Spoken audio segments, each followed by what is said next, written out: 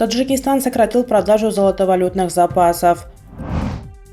Правительство и оппозиция Таджикистана выразило соболезнования афганскому народу.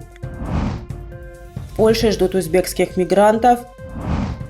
В Евразийском союзе заработало приложение «Работа в ЕАЭС».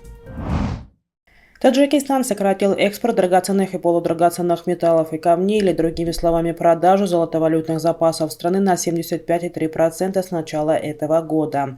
По данным агентства по статистике республики, в январе и мае этого года всего было экспортировано драгметаллов на сумму более 175 миллионов 100 тысяч долларов.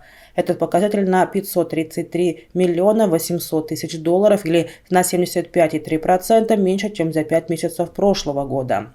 3 предыдущих года Таджикистан продавал золотовалютные запасы в большом объеме до 1 миллиарда долларов в год. В то же время увеличился импорт драгметаллов в 1,6 раза. С начала этого года импортировано драгоценных и полудрагоценных камней и металлов на сумму свыше 4,2 миллионов долларов, что на 6,1 раза или на 3 миллиона 600 тысяч долларов больше, чем годом ранее.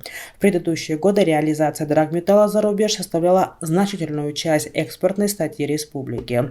В структуре экспорта продажа драгметаллов доходила до 47% от общего размера экспорта.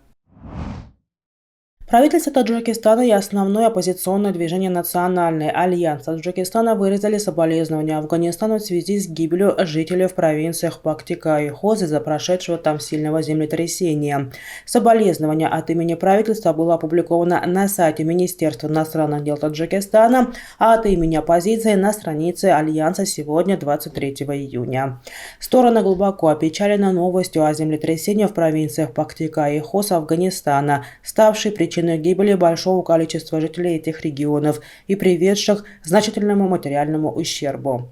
Также таджикское правительство и оппозиция выразили соболезнования семьям, родным и близким погибших в результате землетрясения и желают скорейшего выздоровления пострадавшим от этой природной стихии. По последним данным, которые приводит телеканал Аль-Джазира, в результате 6-бального землетрясения, которое произошло в Афганистане 22 июня, согласно информации, за последние несколько дней во многих провинциях Афганистана прошли сильные дожди, приведшие к наводнению. По данным Государственного министерства по борьбе со стихийными бедствиями, наводнения также нанесли финансовый ущерб жителям. Депутат польского парламента и президент Ассоциации местных садоводов Мирослав Милашевский предложил заменить украинцев узбекистанцами на время сбора урожая. Об этом сообщает «Ведомости же света». Как сообщило польское издание, ситуация со сбором фруктов в Польше ухудшается из-за нехватки рабочих рук на фоне запрета на выезд украинцев из страны в связи с призывом на военную службу. По его словам, многие фермеры жалуются на то, что ягоды гниют, а потребители жалуются на завышенные цены. Именно поэтому поляки сейчас рассматривают возможность привлечения узбекских рабочих в Польшу. Более 4 миллионов узбеков сейчас вернулись на родину из-за кризиса в России, и теперь они безработны и готовы приехать в Польшу, сказал Мирослав Малишевский.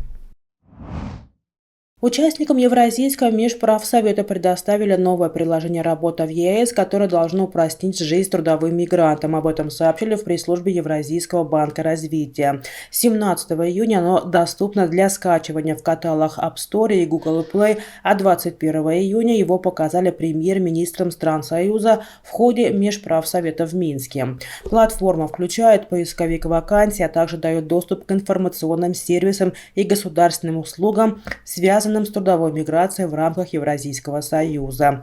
Так, с помощью нового приложения можно проверить наличие ограничений на въезд в Российскую Федерацию, ИНН для иностранных граждан, узнать информацию о страховом стаже в Пенсионном фонде России, признание документов об образовании, оформлении и выдаче патента. Также представлены путеводители по трудоустройству и справочник по трудовому и миграционному законодательству. Наконец, в приложении можно оформить ДМС, найти и арендовать жилье, купить авиа- и ЖД-билеты и даже сим-карту.